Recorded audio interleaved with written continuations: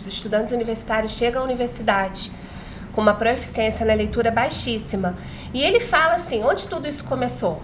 Qual foi o marco aí, o marco zero, né? Ele diz exatamente essa palavra. E foi toda essa mudança da norma culta.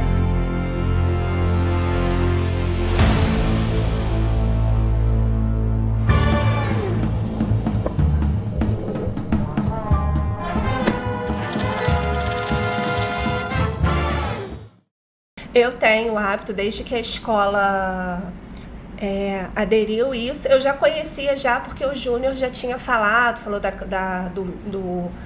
do pacote promocional, dos valores, então eu já tinha pensado, mas aí no ano de 2022 para 2023 fez uma parceria, e desde então eu assisto, né, eu tenho a questão dos filmes que eu vejo, já trouxe filmes já para a realidade aí de sala de aula.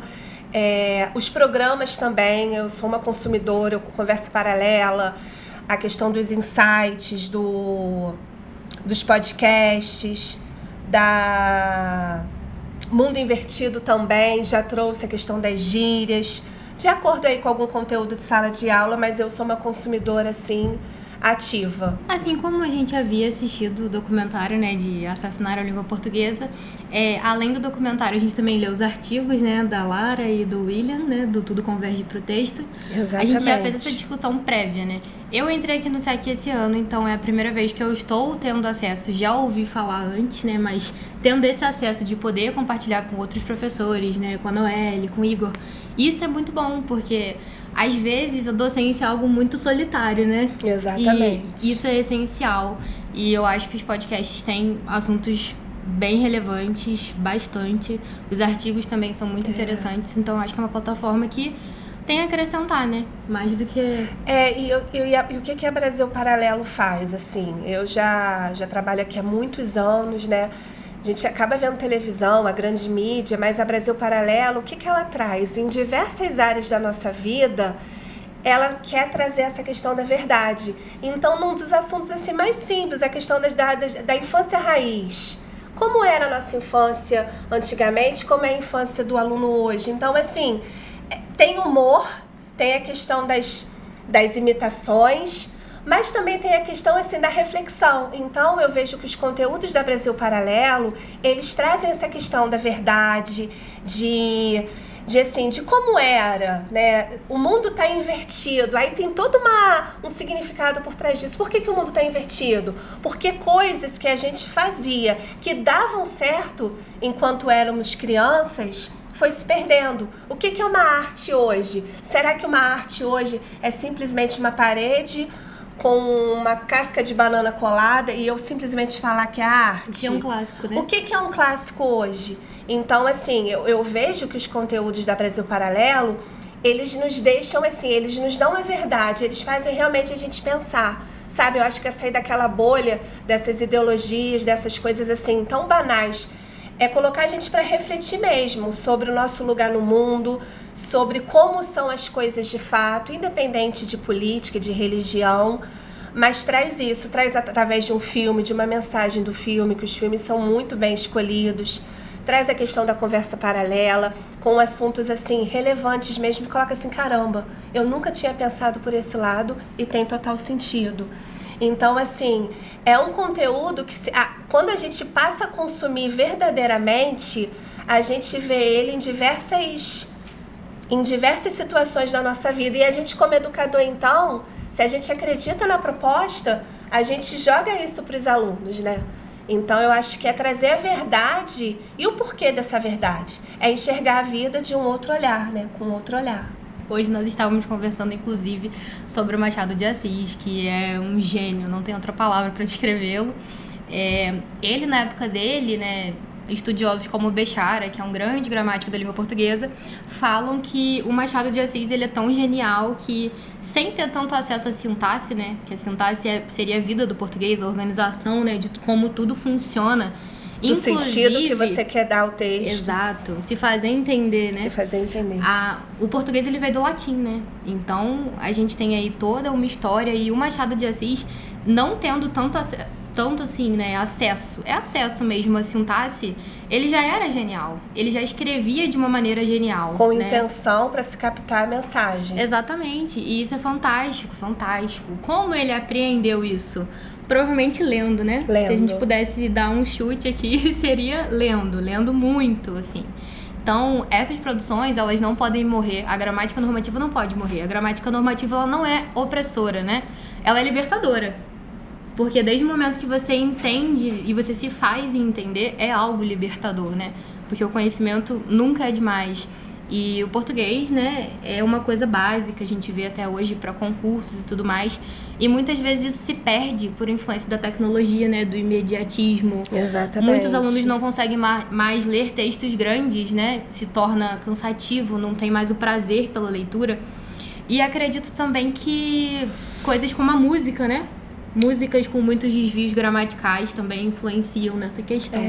E assim, o professor Fernando Pestana, nessa conversa paralela, ele fala assim, ele traz aí dados críticos sobre a questão da leitura. Como está a leitura hoje do nosso país, né? Como os universitários, os estudantes universitários chegam à universidade com uma proficiência na leitura baixíssima. E ele fala assim, onde tudo isso começou? Qual foi o marco aí, o marco zero, né? Ele diz exatamente essa palavra. E foi toda essa mudança da norma culta, né? Hoje é uma norma culta, é uma norma aí baseada no texto jornalístico, num texto de artigo científico. Então, uma pessoa que saiba fazer um texto de jornal, um texto jornalístico bem, um acadêmico aí, uma pessoa que se forma na faculdade, que faça um bom TCC, ele é uma pessoa culta. Aí, realmente, a gente enraizou isso.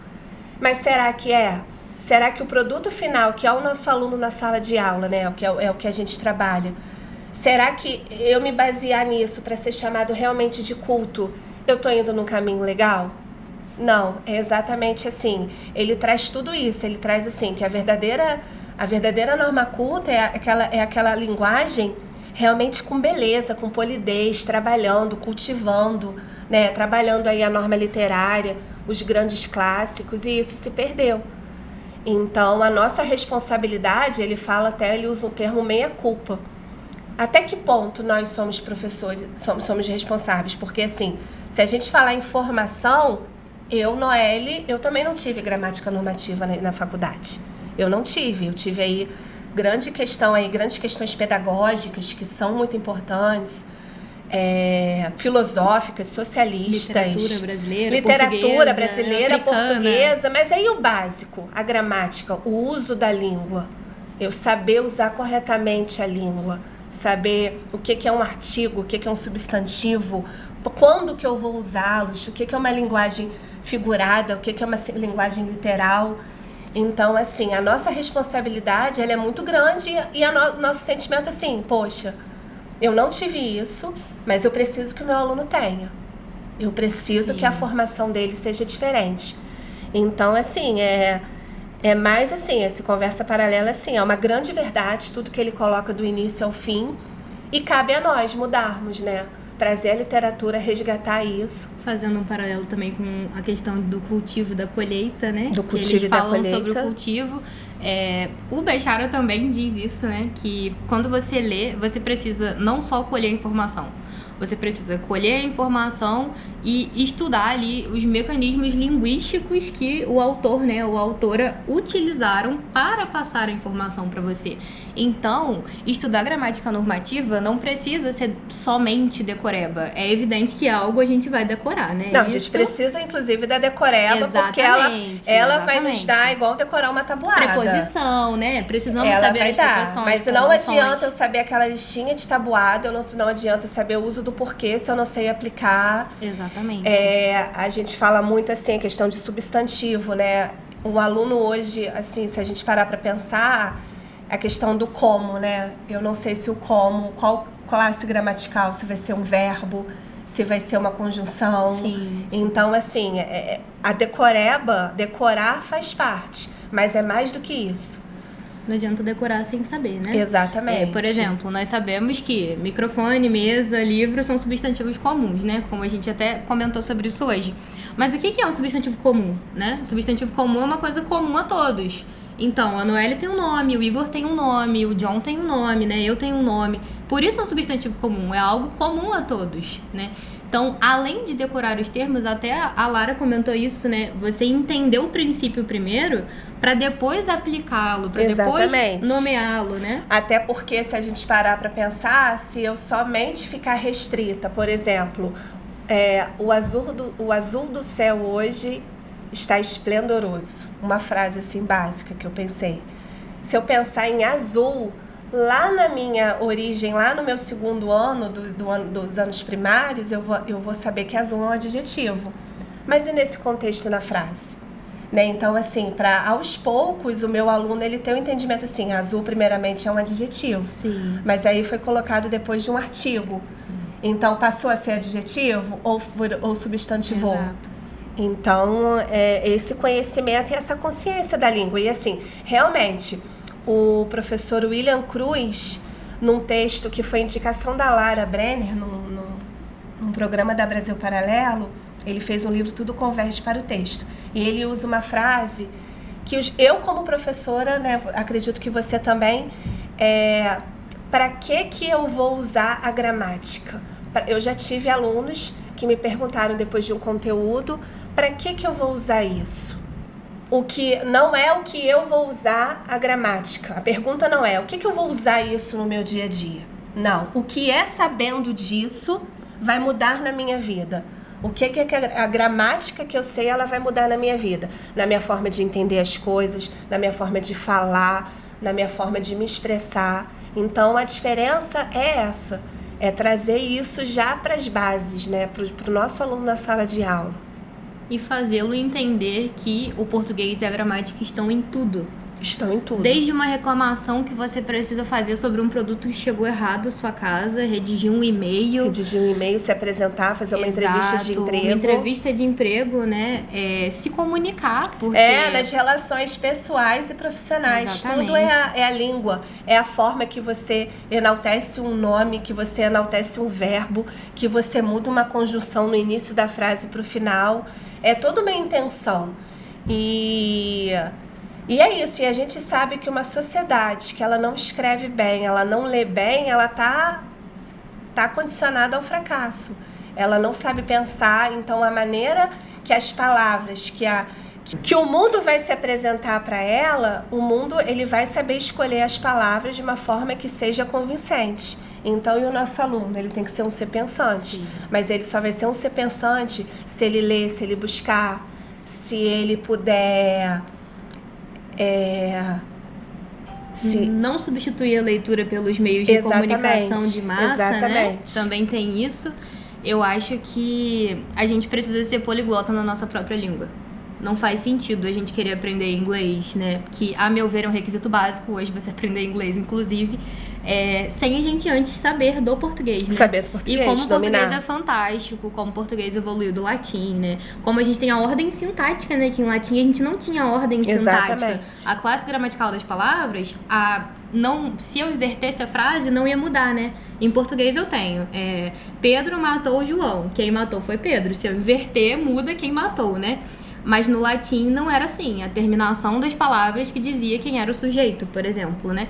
Então, assim, a língua está em constante transformação, ela está, mas a gramática normativa ela vai estar presente sempre, e né? a gente não pode desconsiderar algo que foi feito há mais de 2000 anos.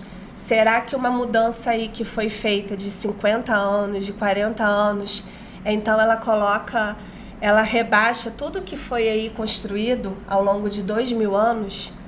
Né? Então, assim, é não perder essa origem, não perder onde tudo começou e resgatar isso, tá? Através de textos, através de leitura, mostrando para o aluno que a literatura é a nossa vida, né? É o desenvolvimento das virtudes.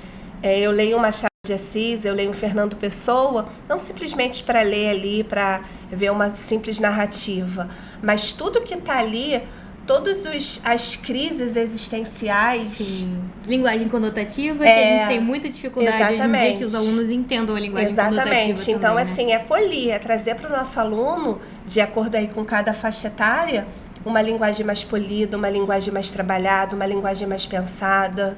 primeiro ponto de todos, essencial, a verdadeira leitura, primordial, seria incentivar a leitura. Se o aluno ele não quer começar por um clássico, que ele comece por um tema que ele se interesse, né? E a gente vai aí a doses homeopáticas, né? Que é o nosso trabalho fazer isso. Que ele desperte, né, o interesse para a leitura. Não apenas ler, de você ler a página e passou 5 minutos e você esqueceu. Mas ler para aprender, para você absorver algo para você se tornar uma pessoa melhor. Assim, a nossa maior competição é a gente mesmo, né? Com a gente mesmo. O que a gente pode fazer pela gente, só a gente pode fazer. O conhecimento, só a gente pode fazer. Você pode ter o melhor professor, a melhor estrutura, que se você não quiser, você não vai evoluir, né? Então, acho que incentivo também aos clássicos, né? Incentivo à música, a não consumir tanto música. Esse tipo de, que a gente chama de música hoje em dia, né? Cheio de desvio gramatical, cheio de coisas assim, banais, significado. né? Muitas coisas banais. O funk é um exemplo, né? O funk é um gênero musical que antigamente foi se perdendo. É uma coisa cultural, né? Eles não tinham instrumento. Então, é uma coisa fantástica, mas que foi banalizada, né? Então, resgatar essa ideia do clássico. Claro que a gente está num advento tecnológico, a cada dia mais os alunos vão ter mais influência da tecnologia e do imediatismo, né? De querer tudo na hora, né? Isso vai crescer, com certeza. Mas a gente precisa mostrar ao aluno que é pra vida, né? Assim como a gente está elaborando o projeto do português para a vida, redação para a vida, não é para passar de ano, não é para ser aprovado em vestibular. Se é aprovado em vestibular, qualquer pessoa tem capacidade de fazer, se estudar. Com cursinhos. Né? Exatamente. Mas é pra vida, é você saber se expressar, é você saber se comunicar. Eu acho que é basicamente incentivar os alunos, mostrar a eles que a gramática importa, né? E que importa muito. Importa que ela não pode ser perdida de jeito nenhum. A própria Conversa Paralela, ele foca tanto nessa questão de literatura, nessa questão dos grandes clássicos, né, porque a verdadeira literatura, ela reflete a alma humana. Então, você lê um Machado de Assis, os dramas que ele conta lá em não sei quanto tempo... A ironia, né? A ironia, ela é presente hoje no nosso dia. Então, assim, já que se fala tanto nesse resgate... Eu sugiro que a Brasil Paralelo pudesse trazer aí grandes clássicos, assim, trazer obras na linguagem, uma linguagem acessível. Descomplicando os clássicos. Descomplicando, legal. Descomplicando os clássicos. Assim, trazer uma outra... Porque ele tem essa questão, assim, do mundo invertido. Ele traz de uma maneira tão legal... conceitos assim que poderiam, assim, sabe, assim, às vezes, como é que vai trabalhar, igual, por exemplo, ele trouxe gírias, mas ele trouxe todo um resgate, ele trouxe aí toda uma história com humor. Então eu descomplicaria os clássicos, né? Os clássicos não são complicados, né? Mas para a linguagem deles, entendeu? Sim. Então eu faria algum trabalho nessa área, sim. E a ironia também entra na questão da conotação, né? Que a gente tem hoje em dia um pensamento muito literalizado. Que eles, inclusive, comentaram no podcast que o pensamento literalizado, ele vem diretamente da falta de conhecimento de mundo, de você não conhecer uma gíria, né? Não conhecer uma figura de linguagem. E isso é muito grave, porque muitas vezes você vai ser motivo até de piada, né? Por não entender uma linguagem conotativa muito básica. E a linguagem conotativa, ela faz parte da compreensão linguística. Total. Né? É um mecanismo linguístico extremamente usado, claro, de acordo com a situação comunicativa, né? Adequação linguística e tudo mais. E se eu pego dizendo que uma norma culta é a norma presente em textos jornalísticos e textos acadêmicos científicos, cadê a linguagem conotativa? Não tem. A criatividade, né? Cadê a criatividade? Cadê o pensamento? Cadê a interpretação? Então, se eu pego como referência, para o meu aluno, ele ser culto na língua portuguesa, ele ser realmente um aluno assim, que sabe, ele tem domínio da letra, ele vai se basear em textos jornalísticos. Ele vai se basear em artigos acadêmicos científicos, que tem aí o TCC no final da faculdade. Mas aí eu digo que o meu aluno é bom se ele dominar isso. Mas e aí? E cadê toda a criatividade? Cadê a expansão do imaginário? Será que realmente? Aí eu tenho aí todo esse declínio. Então, o que eu entendi foi que esse assassinato da língua portuguesa, ele não é de agora. Ele não é um... É gradativo. É gradativo. A gente está falando aí de 50 anos, né? Quando houve a revolução da norma culta. Então, eu acho que é mudar. Mas pra gente mudar, a gente não vai mudar da noite pro dia. Sim. Eu acho que é gradual, são a passos lentos. E a nossa principal responsabilidade é o que eu, professor, posso mudar, posso trazer para o meu aluno, porque se eu não trouxer, ele dificilmente vai buscar, Sim. Entendeu? E o que a gente vê é o seguinte, quando a gente traz com entusiasmo, com paixão, o nosso aluno ele pega. Então é uma mudança de comportamento mesmo, de visão, é se rebelar contra isso e tentar fazer diferente. Sim. Né, Beatriz?